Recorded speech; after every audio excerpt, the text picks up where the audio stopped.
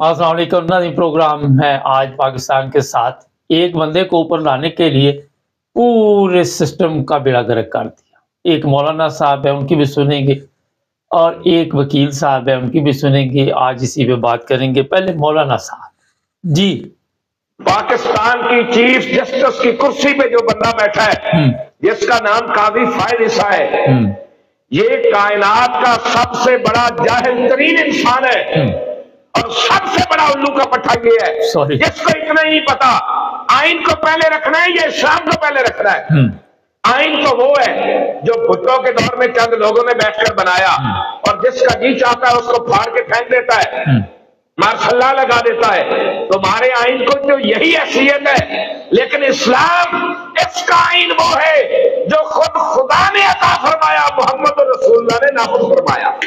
जनाब फायद ईसा। अच्छा, अब ये एक वकील साहब, इनकी भी सुनते हैं जी। 70 साल तरीक में ऐसा नहीं देखा कि एक बंदे को सजा है, वो उसकी अपीलें भी खत्म, हर चीज खत्म, लेकिन वो एस्टेब्लिशमेंट बड़े तरीके से उसको बाहर निकालती है और अदलिया उन्हें पूछती नहीं है। अब वो आता है तो एक दिन में उसकी दरखास्त भी हो जाती है, एक दिन में वो कबूल भी हो जाती है, बेंच भी बन जाता है और सरकारी वकील बगैर नोटिस के कोर्ट में चला जाता है। ये हमारे लिए मरने का मुकाम है। इसका जवाब काले कोर्ट वालों ने मरने के बाद देना है रब को कि जब। अच्छा, एक बड़ी इसमें अहम बात है कि वकील साहब कहने लगे कि ये मरने का मकाम है।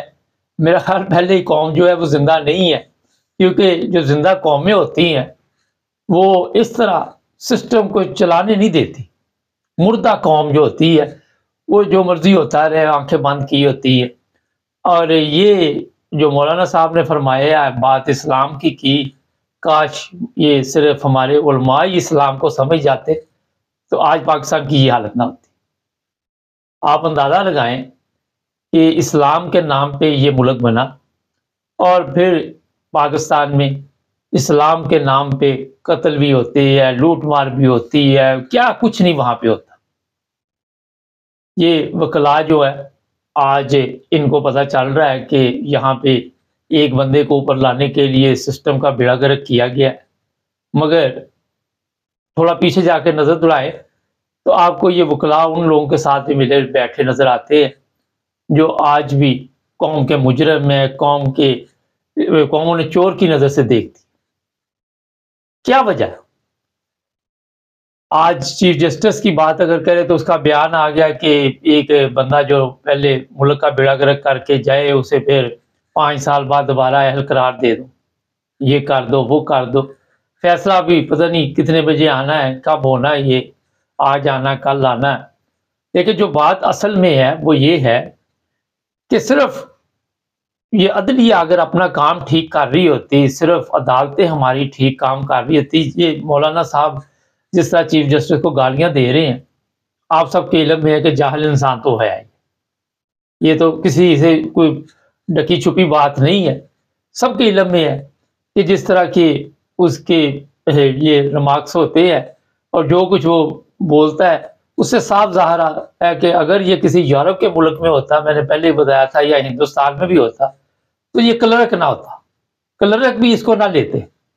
मगर वो कहते हैं ना, आंधों में काना राजा, वो वाला साहब हुआ है, क्योंकि पूरी कौम जो है उसकी हालत इतनी ख़राब हो चुकी है कि अब उनमें से इसी तरह के बंदे मिलेंगे। अगर आपका चीफ जस्टिस ठीक नहीं जा रहा तो नीचे आपकी जो अदलिया उसका कितना बेड़ा गर्क हुआ होगा, कितना उसका बेड़ा गर्क हुआ होगा, कितना जुल्म हुआ होगा उनके जरिए अवाम के ऊपर। जो सवाली बन के जाते हैं उनके साथ कितना बड़ा वहां पे धोखा होता है। वो बेचारे तरीकों पे तरीक लेके जाते हैं, वकला को पैसे देते हैं, अंदर से जज बिका होता है, सब खा रहे। ये भी आपको मैं बता देता हूं कि पाकिस्तान का जब तक अदलिया का सिस्टम ठीक नहीं होगा, ये जो मौलाना इस्लाम की बातें करते, इस्लाम में तो सब तो पहले ही अदलिया है। तो ये मौलाना साहब, आपको 75 साल से नजर नहीं आया सारे मौलवियों को कि पाकिस्तान की अदलिया का क्या हाल हुआ है? अदल के मुतालिक तो इस्लाम ने खुल कर बातें आप सबके सामने रखी हुई है। नबी पाक सल्लल्लाहु अलैहि वसल्लम ने कहा था कि अगर मेरी बेटी भी चोरी करती तो मैं यही फैसला देता। मगर यहाँ पे आप देखें कि जिस तरह का तमाशा चला हुआ है, आप उसका अंदाजा नहीं लगा सकते, आप सोच नहीं सकते عدلیہ عدلیہ عدلیہ، ہر طرف وکلا ہے بیچارے، اگر کوئی چاند ایک اچھے ہوتے ہیں ان کو اٹھا لو، ان کو مار دو، ان کو لے جاؤ، ان کے ساتھ یہ کرو، کپڑے اتار دو. کیا تماشا بنایا ہوا ہے. اس طرح عدلیہ ہوتی. میں اس لیے آپ کو کہتا ہوں بار بار کہ پاکستان میں پاکستان کو ٹھیک کرنے میں تو کسی نے کوئی کردار ادا کیا یا نہیں کیا، مگر خراب کرنے میں ہر ایک نے اپنا حصہ ڈالا. کوئی ایسا بندہ نہیں آپ کو ملے گا جس نے حصہ نہ ڈالا. قوانین پاس کروائے جاتے ہیں، اپنی مرضی کے قوانین بنائے جاتے ہیں، اپنی مرضی کی پارلیمنٹ بنائی جاتی ہے، اپنی مرضی کے لوگوں کو آگے لے کے آ رہے ہیں. یہ الیکشن کا جو تماشا چل رہا ہے، جو لوگوں کو بتایا جا رہا ہے کہ ہمارے ملک میں الیکشن ہو رہے، وہ خدا کے بندو، اگر آپ میں تھوڑی سی بھی عقل موت ہو، کوئی بندے کو تھوڑی سیکھ ہی لیتا ہے یار، آج کل سوشل میڈیا سے سیکھ لیتا ہے، تو دیکھیں کیا حالت پاکستان کی کر دیا. پاکستان کے جو لوگ ہیں ان کو آپ نے عزت نہیں دی، انٹرنیشنل لیول پہ پاکستانیوں کی عزت نہیں. جاؤ سعودی عرب میں، جاؤ دبئی میں، کہیں پہ بھی آپ کی عزت نہیں. جب آپ کے لوگ ہی آپ کو عزت نہیں دیتے، جب آپ کے لوگ ہی آپ کا بیڑا گرک کرنے میں لگے ہوئے ہیں رات دن، تو پھر کسی کو کیا ضرورت ہے جناب کہ آپ کی عوام کی سوچے، اگر آپ اپنی عوام کا نہیں سوچ سکتے.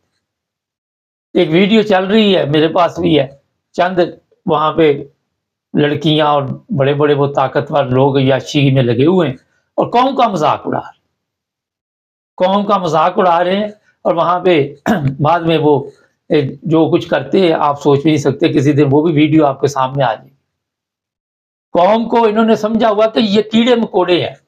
اس ویڈیو میں ایسے لوگ بیٹھے ہوئے ہیں جو طاقتور بھی ہے اور جو صحافی بھی ہے، وہ سب بیٹھ کے اپنا تماشا لگا کے بیٹھے ہوئے ہیں اور وہاں پہ لوگوں کا مذاق اڑا رہے ہیں.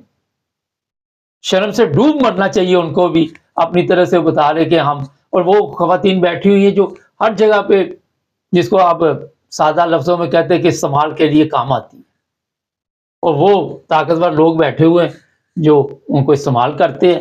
اور پھر عوام کو وہ کہتے ہیں فلاں کو اٹھا لاؤ، فلاں کی بیٹی کو اٹھا لاؤ، فلاں کی بہو کو اٹھا لاؤ، اور پھر ان کو کہتے ہیں میڈیا پہ آ کے جھوٹ بولو.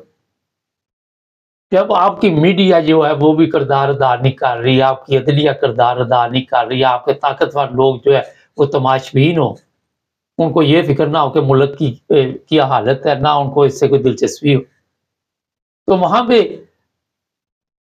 کیا آپ کر سکتے ہیں؟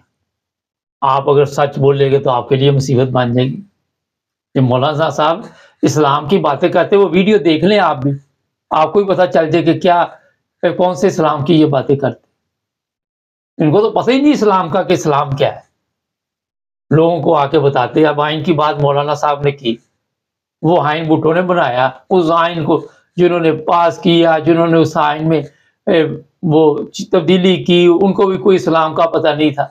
قوم کو اسی کے پیچھے لگا دیا، فلاں کو کافر کہہ دو، فلاں کو مار دو، فلاں کو اٹھا لو، فلاں کو آئین لے لو. بڑا آئین لے کے بیٹھے ہوئے. کون سا آئین؟ جب آپ لوگ بھی نہیں مانتے اس آئین کو کہ یہ ٹھیک بھٹو نے بنایا، نہیں ٹھیک نہیں بنا ہوا، تو اس کی ویلیو کیا ہے؟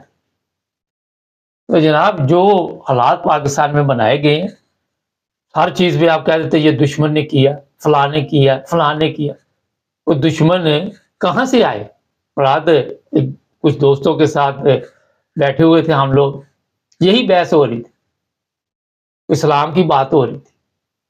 وہاں پہ ہم نے جب باتیں کی تو پتہ چلا کہ ہر جگہ پہ عورت کو استعمال کیا گیا ہے. کسی بھی جگہ پہ کسی بادشاہ کو بھی کنٹرول کرنا ہے یا جس کو بھی کرنا ہے، عورت کے ذریعے کیا گیا. اور آج بھی وہ عورتیں وہ بیٹھی ہوئی ہیں وہاں پہ ان کے ساتھ اور ان کو کنٹرول کر رہی ہیں. آج آپ دوسرے لوگوں کو کہتے جی آگے نکل گئے ہیں، دوسرے مذہب کے لوگ، اب نام میں لینا نہیں چاہتا، سمجھ گئے ہوں گے جنہوں نے کنٹرول کیا ہو دنیا کا. انہوں نے کس طرح کنٹرول کیا؟